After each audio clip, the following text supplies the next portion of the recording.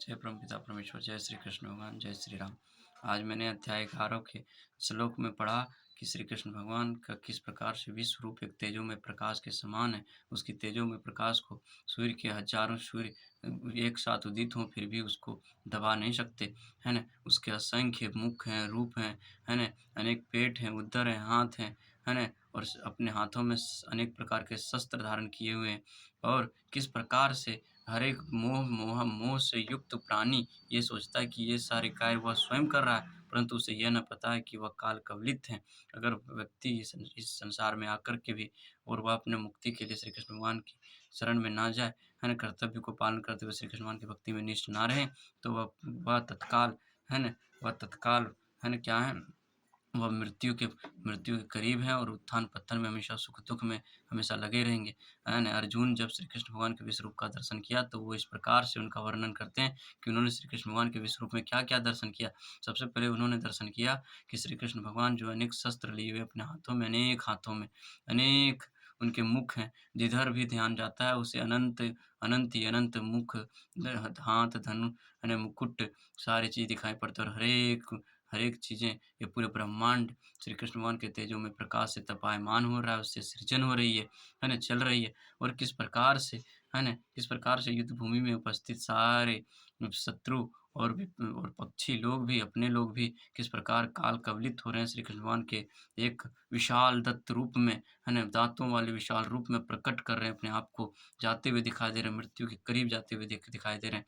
जिस कारण से अर्जुन युद्ध नहीं करना चाह रहा था, परंतु वह जो उसने देखा कि वह युद्ध करे या ना करे, फिर भी सारे प्राणियों जो जिस प्रकार का कर्तव्य किया है, कर्म किया है, उसकी मृत्यु निश्चिंत है और उस प्रकार से वह मृत्यु को पहले ही प्राप्त हो चुके हैं।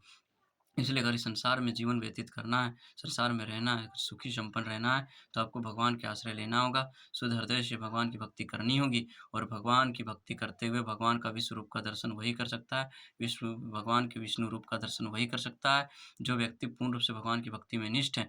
जैसा कि मैं नित्य अपने हृदय में श्री कृष्ण भगवान का स्मरण करता हूँ और उसे देख पाता हूँ और उसके तेजोमय प्रकाश को अनुभव कर सकता हूँ। अगर आप भी श्री कृष्ण भगवान की भक्ति में निष्ठ हो जाएँगे, तो आप भी श्री कृष्ण भगवान के, है ना, तेजोमय प्रकाश को देख सकेंगे और सभी सारी चीज़ों के नियंता श्री कृष्ण भगवान स्वयं हैं। इस सृष्टि के निर्माता भी हैं और देवों के देव हैं, है ना? सारे देवों की उत्पत्ति श्री कृष्ण भगवान से हुई है और कोई भी पदार्थ इस संसार में ऐसा नहीं जो श्री कृष्ण भगवान से अनभिज्ञ हो, है ना? सारी चीज़ों की उत्पत्ति श्री कृष्ण भगवान से हुई है और प्रलय भी उसी की कृपा से होती है। अगर आपको लगता है कि आप भी जो कर्म कर रहे हैं, वो अपने इच्छा अनुसार कर रहे हैं, तो ये आपका सोचना व्यर्थ है, क्योंकि आप सिर्फ़ अपने इच्छा अनुसार से वासना सोच सकते हैं, क वासना कर्म बंधन ही सोच सकते हैं। परंतु अगर भक्ति में निष्ठ हैं, भगवान की भक्ति में निष्ठ हैं, तो आप पूर्ण रूप से भक मुक्ति जीवन में हैं। इसलिए इस संसार में ये शरीर इसलिए नहीं मिला कि आप इस संसार में इस शरीर को इसलिए नहीं धारण किए हैं कि आप अपनी विषय वासना में अपने आप को सम्मिलित करके अपने कर्म को नष्ट कर दें। आपको इसलिए इस संसार में इस देह की प्राप्ति हुई है, ताकि आप अपने पिछले कर्मों को, पिछले पापों से मुक्त होकर के श्री कृष्ण भगवान में नित्य स्मरण करते हुए, भक्ति भाव में निमज्जित होते हुए, कर्तव्य का पालन करते हुए अपने जीवन से मुक्त हो सकें। इसलिए आप सभी से मेरा विनती है कि आप भक्ति ना कर सकें, भक्ति के लिए समय ना निकले, लेकिन एक क्षण ऐसा ज़रूर आप अपने जीवन में रखें, जिससे एक पल में श्री कृष्ण भगवान को स्मरण किया जाए, उसको अपने अंतर हृदय आत्मा में नित्य स्मरण करें, उसका रूप रेखा को चित्रण को छवि का ध्यान करें और उसका क्या करें, दर्शन करें, जिससे आपका जीवन कृतार्थ हो जाएँगे।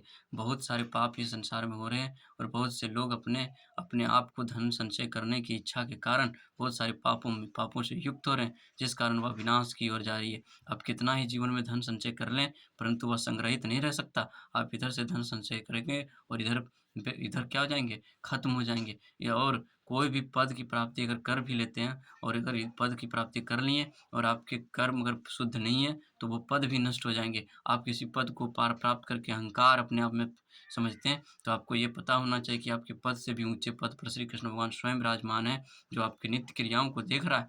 आप किस प्रकार से एक दीनहीन पुरुष के साथ अन्याय कर रहे हैं, एक सत्यवान पुरुष के साथ अन्याय कर रहे हैं, है ना? इन सारी चीज़ों का ध्यान श्री कृष्ण भगवान स्वयं रखते हैं, इसलिए तो कहते हैं कि जब श्री कृष्ण भगवान के विश्व रूप का दर्शन अर्जुन ने किया, तो सारे ब्रह्मांड की क्रिया उनके विश्व रूप में दिखाई देते हैं। तो इस प्रकार से श्री कृष्ण भगवान सभी के निर्माता हैं, सभी की उत्पत्ति है। जय श्री कृष्ण, जय श्री राम।